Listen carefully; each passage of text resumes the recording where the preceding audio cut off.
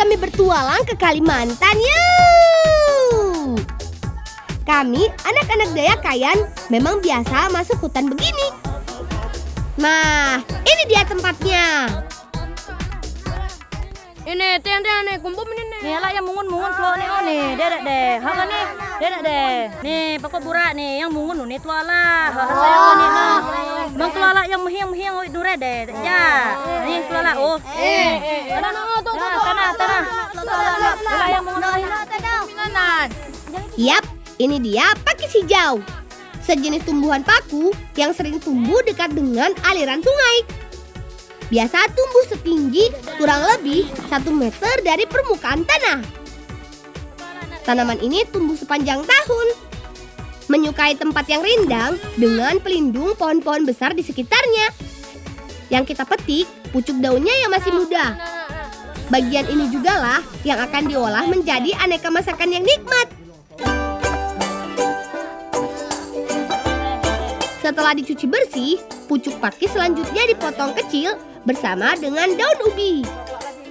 Yap, kami sedang memasak lem hok bafui. Menu masakan ini cuma ada di hari spesial saja loh. Bumbunya cukup sederhana, yaitu bawang merah, bawang putih, dan jahe. Semua diiris tipis-tipis. Setelah dibersihkan, daging kemudian dipotong kecil, kira-kira setengah kepalan tangan. Pastikan juga tulang dan lemak dipisahkan untuk mendapat kualitas daging super. Nah, beres deh. Semua bahan sudah siap. Terakhir, campurkan semua bahan. Daging, sayur, dan bumbu, lalu diaduk menjadi satu.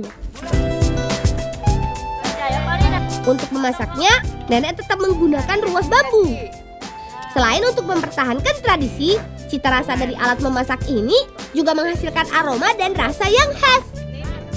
Cara memasak ini sudah ada sejak zaman nenek moyang kami. Belum apa-apa, rasanya air liurku sudah hampir tumpah. Tapi kami harus bersabar. Sambil menunggu lem hok bafuinya matang, aku punya ide. Bagaimana kalau main saja? Yuk!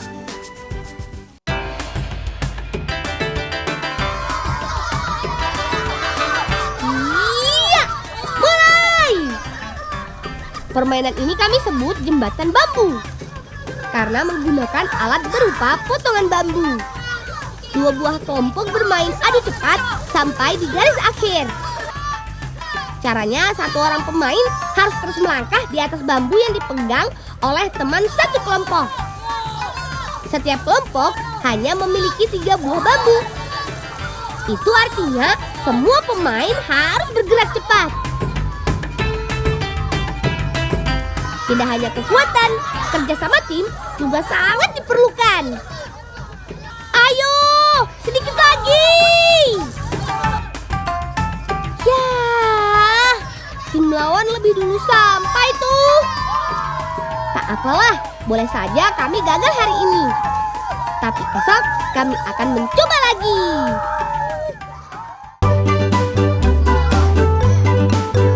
Teman, selain lem hok bafui, ada satu lagi makanan untuk acara spesial nanti.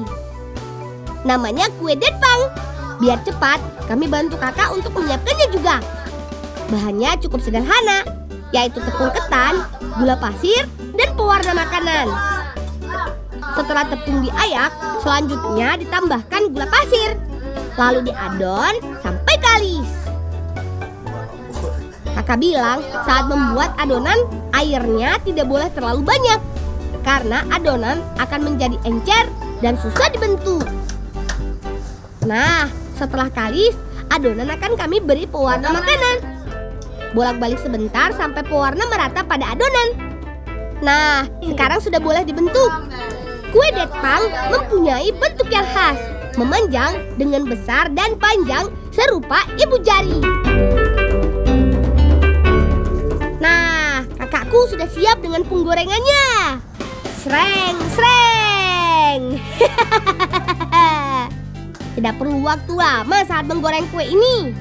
Dengan panas yang merata, kue akan matang setelah digoreng kurang dari 5 menit. Sudah bisa dicicipi tuh kue detpangnya.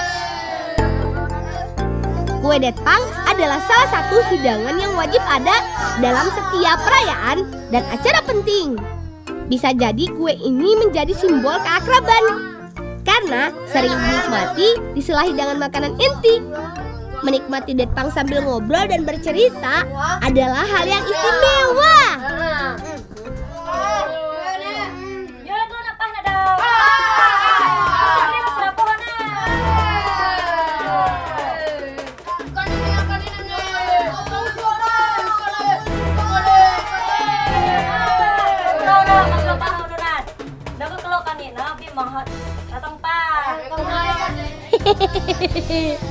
Maaf ya kak, habisnya enak sih.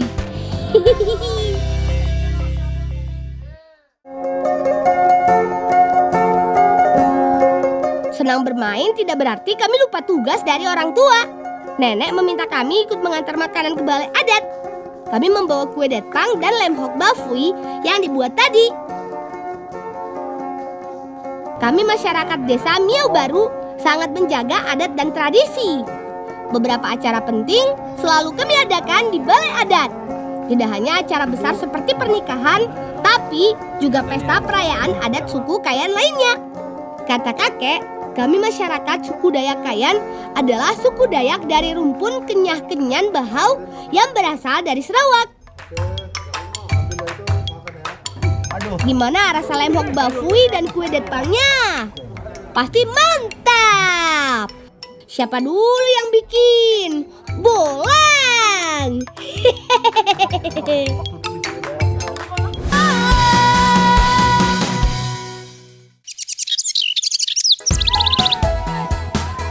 Teman, kami senang sekali bermain di sini. Selain pemandangannya yang indah, jalan setapak ini dibuat warga untuk mempersingkat waktu perjalanan menuju ke kebun. Sebelum ada jalan ini, warga yang mau ke ladang harus memutar sangat jauh. Itu Kak Cindy baru pulang dari ladang. Yuk, kami harus ke Leit. Bibi menunggu di sana. Bolang! Nyata! Ayo bantu Teteh orang ke Leit. Monte, ayo baru aku nonton ceritanya kalau Leit. Ayo. Cepat lang barat Teteh. Ya monte. Oke, orang teh. Jadi Leit ini tempat penyimpanan padi kering.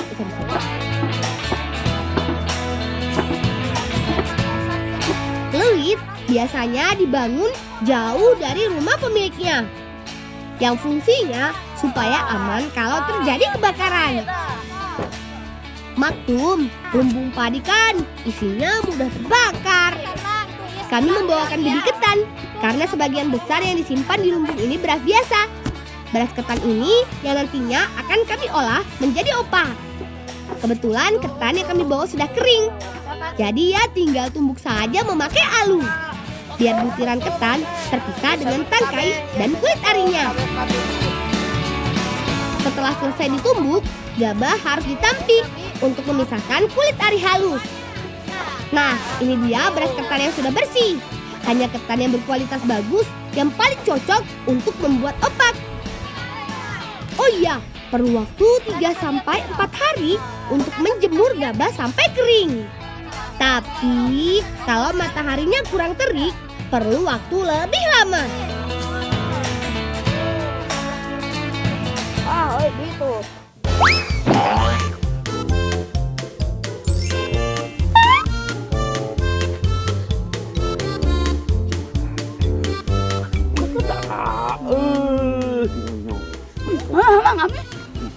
Udah biarkan ya, kurang rekenan tahu lah, dunia. Udah. Dik, hari si Dadut kemana, Dik? Si Dadut kemana ya? Pas tadi tuh orang dia. Waduh, Dadut. Saking kekenyangannya sampai ketiduran. Mana banyak biji semangka pula nempel di pipi.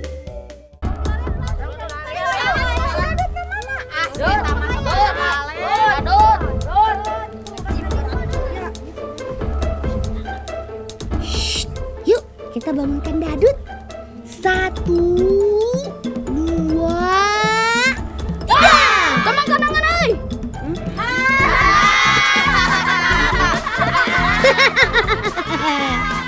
Dasar dadut. Ini dia tempat pembuatan opak milik Nek Nasriah.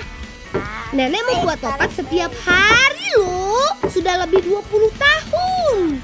Biasanya nenek dibantu anak, saudara, dan keponakan saat membuat opak. Semua ada hubungan saudara. Sebelum ditumbuk, beras ketan harus dikukus terlebih dahulu selama 1 jam. Untung sudah ada yang jadi. Biasa kajang panas. Panas. Oh iya teman, beras ketan ini juga sudah direndam selama 12 jam supaya lebih cepat matang. Tumbuk beras ketannya. Tambahkan garam dan santan yang dicampur dengan air kelapa muda. Proses ini nih yang paling penting dan paling melelahkan. Supaya makin cantik, tambahkan pewarna alaminya. Tumbuk lagi sampai semua warna dan adonan tercampur rata. Begini caranya mengeluarkan adonan yang sudah halus. Cukup gulung dengan tumbukan. Bentuk bulat-bulat pipi. Biar nggak lengket, daun dan alat penggulungnya sudah diberi minyak goreng terlebih dahulu. Ada 2 ukuran yang biasa dibuat. Opak berukuran besar untuk dijual dan yang berukuran kecil biasanya untuk pesanan.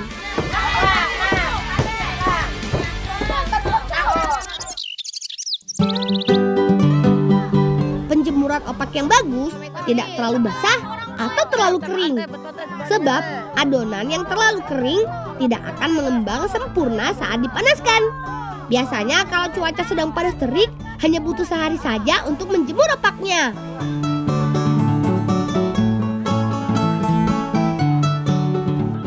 Untungnya nenek punya opak yang siap untuk dipanggang. Tusuk opak dengan bilah bambu, lalu panggang di atas bara api. Sambil diputar-putar biar panasnya merata. Oh iya teman, pakai kayu bakar yang berbatang keras ya. Karena bara api yang dihasilkan lebih panas dari batang kayu yang lunak.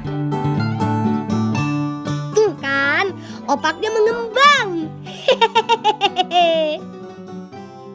Ayo tuh balang, enggeus geuningan enggeus ara rasa kayu urang bawa ka itu yuk. Ya mun teh, hayu beraka yuk. Kami akan mengolah opak ini lagi loh. Tapi harus cari bahan tambahannya dulu. Ini dia pohon kluwihnya.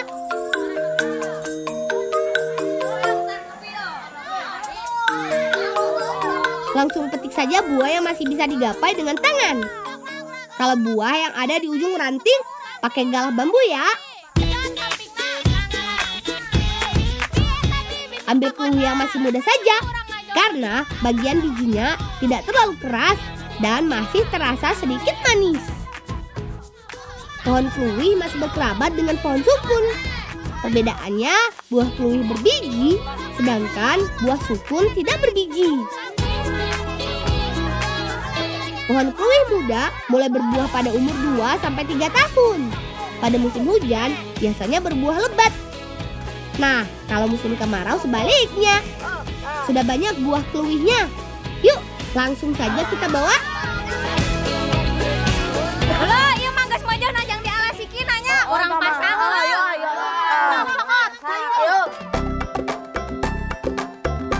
Saatnya mengolah biji kluwihnya. Supaya gampang memisahkan bijinya, kupas bagian tipis buah kluwih sampai terlihat daging buahnya. Tenang saja teman, kluwih ini tidak mengeluarkan getah, jadi nggak akan lengket di tangan.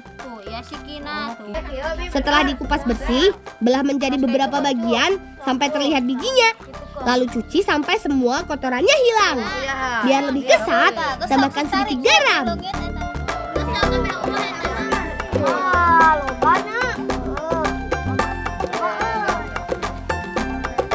Kupas kulit kentang yang sudah direbus. Potong tipis-tipis daun bawang, lalu potong dadu wortel muda. Kupas semua bumbu-bumbunya. Bawang putih, bawang merah.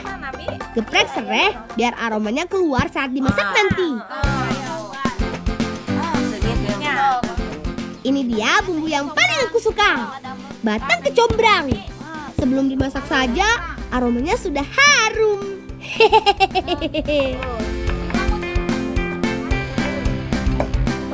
Angkat buah kelui yang sudah matang dan pisahkan bijinya. Hati-hati karena biji masih panas. Tumbuk biji kelui dan kentang rebus sampai halus.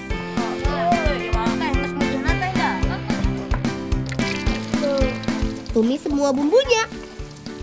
Tambahkan garam dan daun kemangi.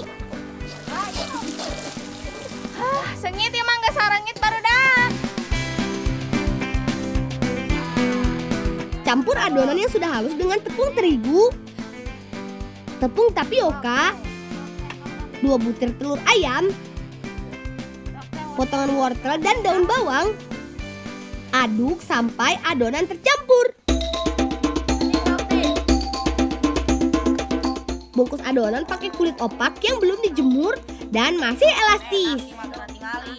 Hati-hati membungkusnya, jangan sampai kulitnya sobek. Yang terakhir, goreng adonan pakai minyak goreng yang setengah panas saja ya, supaya kue matang sampai ke dalam adonan. Setelah adonan mengembang, angkat dan tiriskan.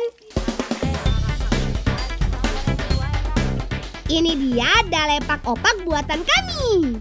Cantik kan? Ditambah bumbu sambal kecombrang, dijamin deh rasanya mantul. Mantap betul.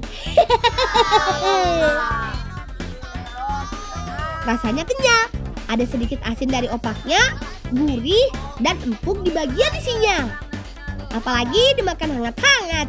Pas sekali di udara pegunungan yang dingin seperti ini. Daripada membeli jajanan di luar, lebih asik buat sendiri kan? Tuh, naon mana eta? Eta mang dalepak opak kieu teh. Ngeunah mang. Nah, mana itu tuh bagi-bagi ke urang dahar teh? Beak mang. Nya mah tuh di dahar sorangan. Urang oge boga loba keneh ieu bubuahan mah. Urang Mah oge. dibere mana. Si mang mah urang ge hayang caunya lapar keneh. Perut sudah kenyang. Yuk, kita lanjut ke Bolang. Ini dia tempat pencarian batu templek yang ada di desaku. Awalnya tebing curam ini sungai. Sekitar 20 tahun yang lalu, pencarian batu alam ini dimulai. Mang, api ieu pada nyungkeun batu templek, Mang. Mohon mangga tapi bantuan heula. Ayo baru ayo bantuan zaman baru. Sebelum dibentuk menjadi tipis-tipis, kami harus mencari bongkahan batu yang besar terlebih dahulu.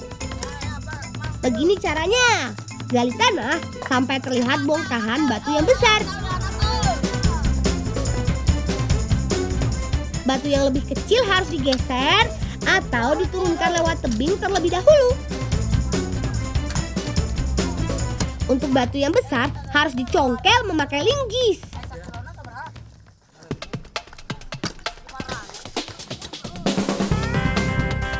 Paman penggali batu templek biasa berangkat jam 8 pagi dan bekerja sampai jam 3 sore. Nah, ini dia batu besar yang kita cari. Agar tidak terlalu berat memindahkannya, batu kami turunkan lewat tebing seperti ini. Sebelum dibelah, batu harus dibakar terlebih dahulu selama 2 jam. Supaya serat-serat batunya lebih terlihat dan mudah dipahat. Pastikan batu terbakar rata agar tidak pecah ketika dipahat. Saatnya memahat. Belah tipis-tipis batu templeknya. Membelah batu templek ada caranya. Perhatikan arah retakan batu, lalu pukul perlahan mengikuti retakannya. Yuk, kita bawa batu templeknya ke atas. Biasanya, batu-batu ini dibawa oleh bibi-bibi tangguh dengan cara digendong.